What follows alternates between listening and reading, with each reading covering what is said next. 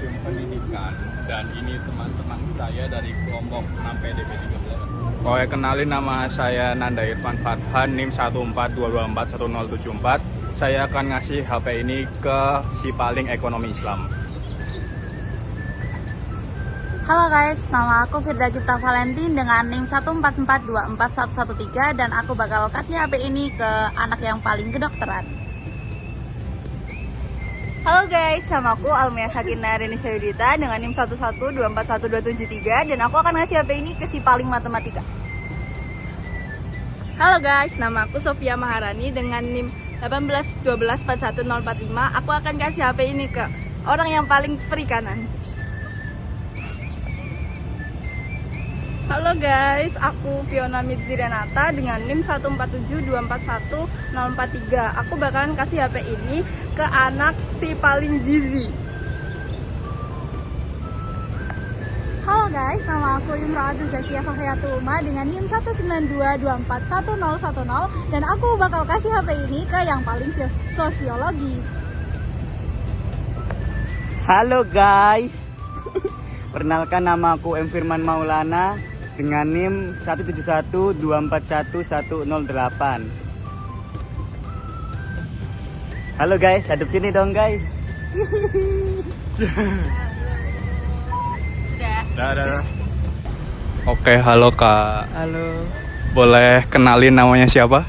Oke, aku Priscilla Clarita, Oke, mungkin asalnya dari Surabaya asli atau di mana Kak? Surabaya asli. Oke Kak, ini kan kakaknya lagi kunjungan ke museum ya. Mungkin aku boleh nanya sedikit tentang tahu museum ini dari mana ya Kak? Aku tahu museum ini dari apa ya? Nge-searching tempat jalan-jalan gitu. Sama buat tugas.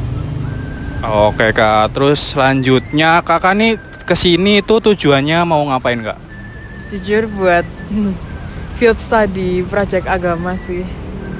Oke Kak, buat field study berarti ya. Terus untuk pertanyaan selanjutnya, sebelumnya kakaknya udah pernah tahu belum sih sejarah pendidikan kita gimana? Karena kan museum ini tuh museum pendidikan gitu loh. Kakaknya berkunjung ke sini tuh udah tahu apa pengen tahu kalau ke sini Kak?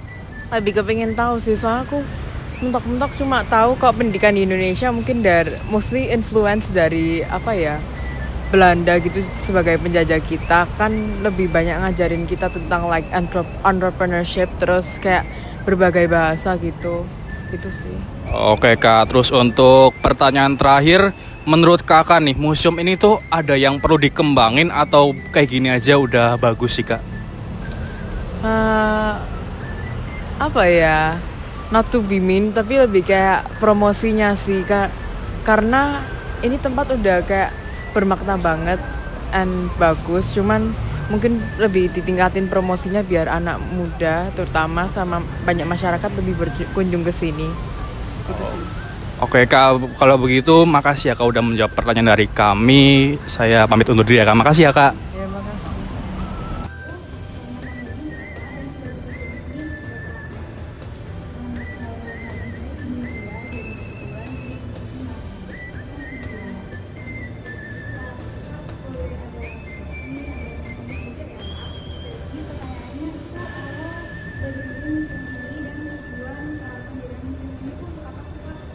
Jadi sebelum jadi museum pendidikan ini, tempat ini sebelumnya adalah gedung bekas sekolah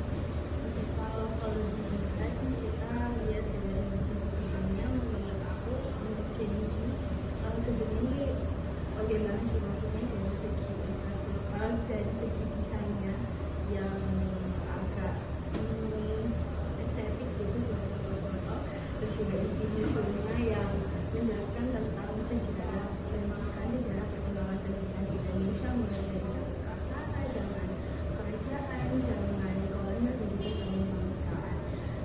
Untuk pemahamannya dari aku sendiri, menurut aku situasi jadi laporan jadi aslinya kalau merasa jadi mungkin kalau dalam di sini agak panas gitu. Terus ya kalau dari aku sendiri itu sih iya. Kemudian kira-kira karena kakak kan biasanya bekerja di sebuah konteks ya. Nah, yang datang ini biasanya berapa banyak sih kak? Kayak dari jam kalau pada ini itu bisa aku bilang masih bisa 100 sampai 120 jam. Jadi yang datang di sini ini biasanya banyak rombongan pelajar dari TK, SD, SMP. Biasanya mereka datang ke kelas kelas sekitar 50-an. Kemudian sisanya ya seperti teman-teman di sini yang datang untuk mengerjakan tugas, wawancara dan lain sebagainya, dan juga salah pengunjung umum yang cuma mau lihat-lihat dan sebagainya. Oke kak, kemudian yang terakhir nih, apakah orang-orang yang mengunjungi museum ini tuh bisa disebut sebagai sikap cinta tanah air? Karena kayak ya kan ini salah satu istilahnya cagar budaya ya kak. Jadi apakah mereka yang sering bukan sering sih yang berkunjung ke sini aja itu bisa disebut sebagai sikap cinta tanah air, dan kakak kalau misalnya itu beneran kayak istilahnya masuk ke dalam spektrum cinta tanah air itu kenapa sih kak? Kalau menurut aku bisa banget karena secara nggak langsung orang-orang yang datang ke sini itu kan penasaran atau ingin tahu tentang bagaimana sejarah pendidikan di Indonesia, dan juga ketika mereka masuk ke dalam sini melihat koleksinya, melihat perkembangan pendidikan di Indonesia dari zaman praksara sampai kemerdekaan, dan dibandingkan ke zaman yang sekarang yang apa serba mudah informasi bisa dicari dari manapun, aku pikir itu udah cukup jadi refleksi sendiri untuk pengunjungnya. Kayak dulu orang belajar itu harus yang keturunan kiai, harus punya pangkat